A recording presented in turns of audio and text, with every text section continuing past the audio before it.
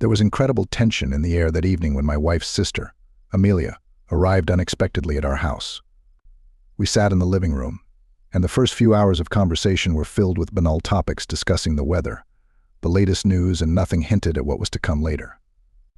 We made small talk, exchanged polite laughter, and it all seemed mundane, but there was some undercurrent, an unspoken tension that seemed to bind us in that space.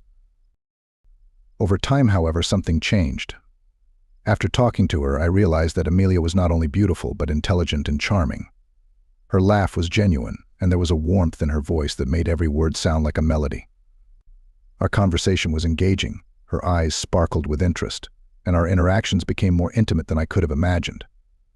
The evening was imbued with an atmosphere of mystery and surprise, and every moment spent in her presence evoked emotions in me, from excitement to fear. Her gestures, the way she tilted her head as she listened, the way her eyes met mine and lingered on them, it was like an invitation to something deeper, unknown. As the evening progressed, Amelia began to talk about her life. She talked about her career, her struggles, and her dreams. I felt myself leaning into her, fascinated by her candor. Her vulnerability made her even more attractive. She spoke with a sincerity that disarmed me, and I realized I was drawn to her not only physically, but emotionally. I felt a connection I hadn't felt in years, a sense of understanding that went beyond words. She seemed to feel it too, and the way she looked at me with her searching eyes made me feel like she could see right through me. Our conversation became more and more engaging, and I noticed the mystery in her gaze. Her smile acted like a magnet, drawing me closer, making me want to know more about her, to connect with her on a level that was both exciting and dangerous. Around 6 o'clock, my wife left on business, leaving Amelia and I alone. We opened a bottle of champagne, and the bubbles seemed to take away any lingering hesitation. We drank a little at a time, and the warmth of the alcohol made everything softer, more fluid. The laughter between us became more genuine, more carefree, and the space between us seemed to shrink by the minute. Later, Amelia said she had had a long day and wanted to go to bed. She went to take a shower, and soon I heard the sound of running water echoing down the hallway, filling my mind with thoughts that I tried my best to suppress. Unable to resist, I walked toward the bathroom. My heart thudded in my chest as I reached for the curtain. I pulled it back, and there she was, Amelia, her skin glistening under the shower spray. Amelia gasped in shock and demanded I leave, but I couldn't stop. Her eyes widened, and for a brief moment I saw something in her expression that went beyond shock. I stepped into the shower, pressing her warm, beautiful body against mine, and we were drawn to each other like a magnet, unable to pull away. The first touch was gentle, hesitant, as if we were both testing the boundaries of what we were about to do. Her warmth and softness intensified our desire, the feel of her skin on mine taking me to a state I'd never been in before. Each breath seemed to echo the other's longing, and the steam around us was like a veil isolating us from reality. We were immersed in a world of passion where nothing else mattered. Our bodies became one, and the night became like a forbidden fruit sweet, intoxicating, impossible to resist. We surrendered to the moment, oblivious to the world around us, oblivious to the consequences. The feel of her nails on my back, her breath on my neck, it all consumed me, and deep down I knew there was no turning back. We stayed there, locked in that embrace, until the water began to cool.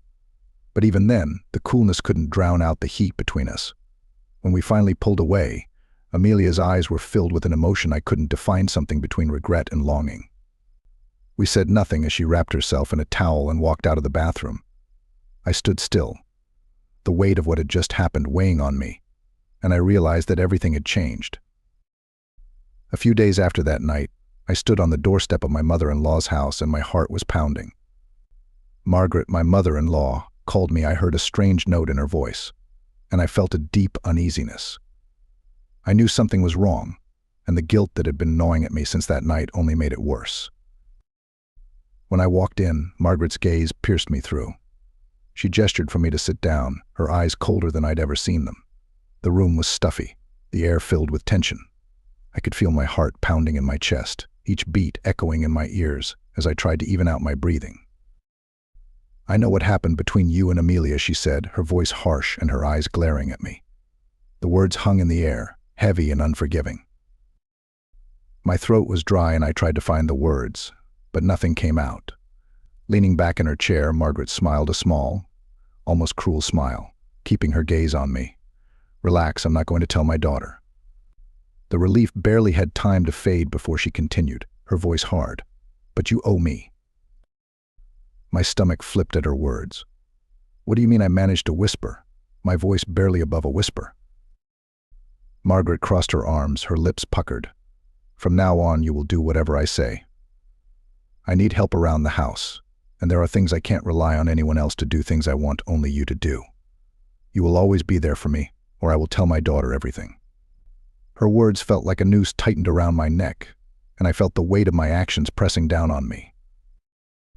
I stared at her, feeling trapped. There was no way out. I nodded, realizing I had no choice. The fear of losing everything outweighed all other thoughts. Margaret smiled contentedly, a mixture of triumph and anger sparkling in her eyes. "Good. Now why don't you start with a foot massage? My feet are killing me." She leaned back in her chair, stretching her legs out toward me, and I felt a wave of humiliation wash over me. The rest of that evening seemed like a strange dream, a nightmare I couldn't wake up from. I sat there massaging my mother-in-law's feet, my mind reeling with shame and fear. The threat of what she knew loomed over me, and I realized that from now on the power in our relationship belonged to Margaret. It was our secret, but it had come at a price, and it was up to me to pay for it. Every touch, every movement of my hands was a reminder of my guilt, of the mistake that had brought me to this. Margaret watched me with cold satisfaction, her eyes never leaving my face, and I realized that this was only the beginning.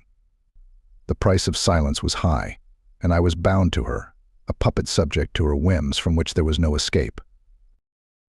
As the evening wore on, Margaret continued to make demands, petty, humiliating tasks that seemed designed to remind me of my place. She made me clean the kitchen, fix a broken cabinet door, and even polish her silverware. Each task seemed like a punishment, a way for her to assert her control over me. And she watched me the whole time, a mixture of amusement and something dark in her eyes. By the time I left her house that evening, I felt exhausted, both physically and emotionally. The gravity of what I had done and the consequences that followed were pressing down on me like a heavy burden. I knew this was my new reality. Margaret's power over me was absolute, and there was no escaping it. The secret we shared bound us together, but it was a bond laced with fear and regret, and I knew it would only get heavier with time. The next few days were no better. Margaret would call me at all hours of the day and night, demanding that I come over to help her with trivial tasks: mowing the lawn, carrying groceries, fixing a leaky faucet. Each time I felt the humiliation gnawing at me, but the fear of what would happen if I refused forced me to be obedient. She made subtle remarks about Amelia, about my wife, reminding me of what was at stake. She seemed to enjoy watching me squirm, making me feel small and helpless. One night she asked me to stay for dinner. I sat across from her, and the table between us seemed like a chasm. She spoke casually, as if we were just family at dinner, but there was a subtext in her words that kept me in suspense. She talked about loyalty, about the importance of family, and all the while her eyes drilled into me, silently reminding me of the power she had over me. After dinner, she made me clean up while she watched TV herself. The sounds of the TV filled the room, but all I could hear was the pounding of my own heart. I was washing dishes, my hands shaking, and the soapy water felt like ice on my skin. When I was done, she called out to me, her voice pleasant but commanding. She asked for another foot massage, and I complied, my body moving automatically and my mind numb from the weight of it all. Every interaction with Margaret was like a game where she set the rules and I had no choice but to follow them. She seemed to enjoy pushing me around, testing how far she could push me and how much I could take. And every time I obeyed, I could see the satisfaction in her eyes, the pleasure she derived from her power over me. As the weeks went on, the demands became more frequent and more intrusive. Margaret began asking me to run errands for her, to drive her places, to spend entire days in her house doing chores. My life was no longer my own, and the secret we shared was like a chain binding me to her, a constant reminder of my guilt and the price I was paying for my mistake. The weight of it all was suffocating, and I knew there was no end in sight.